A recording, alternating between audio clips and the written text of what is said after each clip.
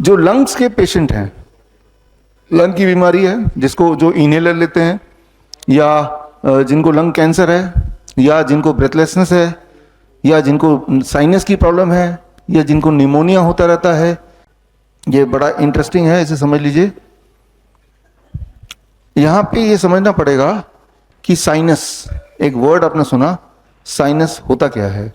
आपके ये जो रीजन है, यहाँ कुछ खाली जगह है, यहाँ थोड़े थोड़े खाली वैक्यूम है, जगह है, उसे बोलते हैं sinus. That is called sinus. तो वो खाली जगह किस लिए है? वो खाली जगह इसलिए कि वहां पे नाइट्रिक ऑक्साइड स्टोर होता है, बनता है, स्टोर होता है। और वो जो नाइट्रिक ऑक्साइड है, वहीं से आपके पूरे रेस्पिरेटरी ट्रैक्ट में जाता है, राइट। तो that is the role of sinus. अब नाइट्रिक ऑक्साइड क्या है, ये समझने की जरूरत है आपको थोड़ा सा। अब देखिए, मान लो ये गंदा कपड़ा है, इसको साफ करना है, सबसे पहले क्या जरूरत पड़ेगी? Washing powder. लेकिन अगर वॉशिंग पाउडर लेके यहाँ पे रख दूंगा, क्या अपने आप साफ हो जाएगा? फिर दूसरी चीज की जरूरत पड़ेगी, पानी की जरूरत पड़ेगी। चलो पानी, वॉशिंग पाउडर यहाँ दोनों ही रख दिया, क्या साफ हो जाएगा? तीसरी चीज की जरूरत पड़ेगी, वो आपस में रगड़ेंगे, राइट। जितना ज्यादा गंदा उतना ज्यादा रगड़ना पड़ेगा, अब साफ होगा। 3 friction, liquid water and washing powder, है ना, एजेंट, क्लींजिंग एजेंट, ये 3, only then cleansing will happen. अब इसको हम इसके कॉन्टेक्स्ट में देख लेते हैं, इन कॉन्टेक्स्ट ऑफ दिस। यहां पे जो वॉशिंग पाउडर का काम कर रहा है वो है नाइट्रिक ऑक्साइड, क्लींजिंग एजेंट, मैंने कल भी बताया था, ठीक है ना। अब आपके पूरे रेस्पिरेटरी ट्रैक्ट में म्यूकस होता है, वो काम करेगा पानी का, लिक्विड, ठीक है ना। और तीसरी चीज जो ब्रश का काम करेगा वो है सिलिया, जो छोटे छोटे हेयर लाइक स्ट्रक्चर पूरे आपके रेस्पिरेटरी ट्रैक्ट में, उसे बोलते हैं सिलिया, वो ब्रश है। तो तीनों चीज आपके रेस्पिरेटरी ट्रैक्ट में ऑलरेडी है। और वो ब्रश कब हिलता है? जब आप बोलते हैं, बातचीत करते हैं, जैसे अभी मैं बातचीत कर रहा हूं तो इट इज मूविंग, तो वो मूव कर रहा है। साइनस से नाइट्रिक ऑक्साइड, वॉशिंग पाउडर वो निकल रहा है, म्यूकस ऑलरेडी हर जगह है, तो क्लींजिंग रेस्पिरेटरी ट्रैक्ट की चल ही रही है, मेरी, आपकी भी चल रही है, राइट। हर पल चलती है, जब बोलते हैं ज़्यादा चलेगी, शांत रहेंगे कम चलेगी, है ना। तो आप देखेंगे ऐसे बच्चे होते हैं जो डाउन सिंड्रोम के बच्चे होते हैं या मेंटल डिसऑर्डर के बच्चे होते हैं, उनकी एक अलग खासियत होती है, वो जब भी सोते हैं उनका मुंह खुला रहता है ना, ध्यान दिया होगा आपने, मुंह या वैसे भी खुला रहता है अधिकतर। जब हम मुंह खोल के रखते हैं, सोते हुए भी, मान लो सोते हुए तो मुंह खोल के रखते हैं, कुछ लोगों की आदत होती है, तो नाइट्रिक ऑक्साइड प्रोडक्शन रिड्यूस हो जाता है, very reduced. On the contrary, मुंह बंद है, अब अगर आवाज निकालेंगे हम, जैसे मैं अगर आवाज निकालूं, मुंह बंद है ना, राइट, या कुछ लोग गुनगुनाते हैं, जैसे हम बोलते हैं ओम, ये जो मुंह बंद करके जो वाइब्रेशन हो रहा है, इसे कहते हैं हमिंग।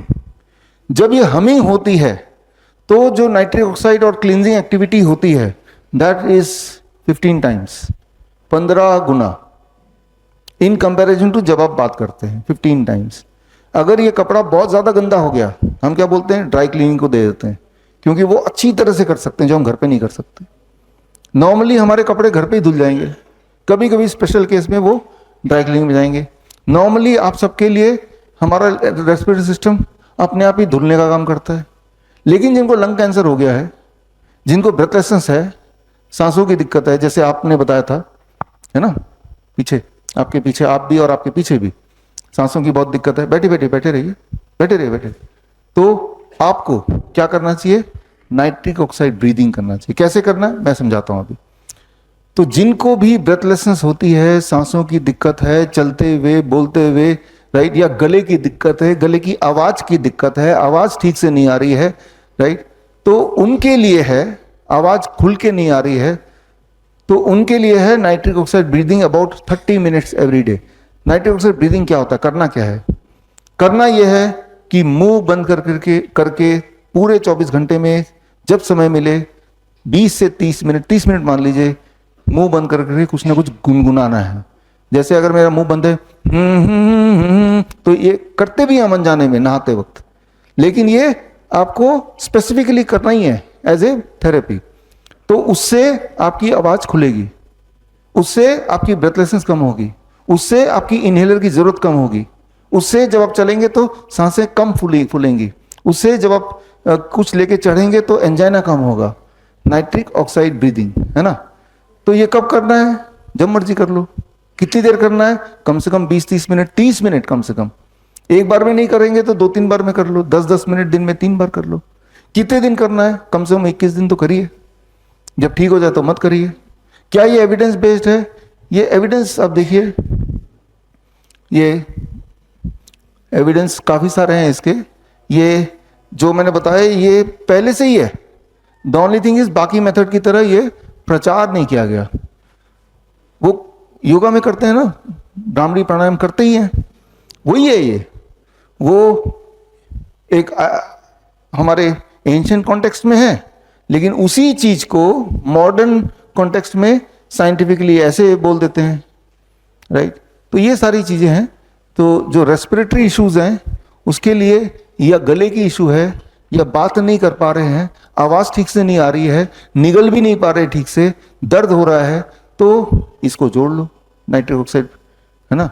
वेरी वेरी सिंपल, पैसा भी नहीं लगना, कोई सपोर्ट भी नहीं चाहिए, बस समय। जब भी आप खाली बैठे हैं, किसी का वेट कर रहे हैं, कर लीजिए, है ना। कितनी जल्दी काम करता है। किसी को मान लो फ्लू हो गया है, खांसी जुकाम बुखार, राइट, खांसी है, जुकाम है, फ्लू में तो बड़ी तेजी से काम करता है। एक बार करके देखिए, आधे घंटे के लिए आपको पता चल जाएगा। It works very very fast, very fast. Cleansing हो रही है ना 15 गुना, मतलब 1500% ज्यादा देन द नॉर्मल, इसलिए बड़ी तेजी से काम करता है। मुंह बंद होना चाहिए, अब आवाज कीजिए। वो कोई गाना गुनगुनाइए, किसी को गाली दीजिए, बस मुंह बंद होना चाहिए, आवाज आनी चाहिए, इट विल वर्क। ऐसा कोई जरूरी नहीं कि मुंह बंद करके वो ओम बोलेंगे तो ही बेनिफिट मिलेगा। वो तो हमने वो एक कल्चर से जोड़ लिया कि इस बहाने वो भगवान को भी याद कर रहे हैं और उसकी बॉडी भी क्लीन हो रही है ना। तो जो हम कल्चरली करते हैं उसका साइंटिफिक एस्पेक्ट भी है एक्चुअली, है ना। किसी बहाने से कर रहे हैं, फायदा कोई और चीज का भी हो रहा है, लेकिन उसका साइंस ये रहा। कितनी देर करना है बता दिया, ज्यादा देर करेंगे तो और जल्दी फायदा हो जाएगा। जिनको ज्यादा जल्दी है, ये ज्यादा दिक्कत है, 1 घंटा कर लीजिए। It can be boring for somebody, लेकिन एटलीस्ट ठीक तो हो जाएंगे ना, अदरवाइज तो कोई इलाज ही नहीं है। बड़ी से बड़ी बीमारी का आसान से आसान इलाज घर बैठे ही हो सकता है। अधिक जानकारी के लिए कांटेक्ट करें nearest doctor BRC clinic @home।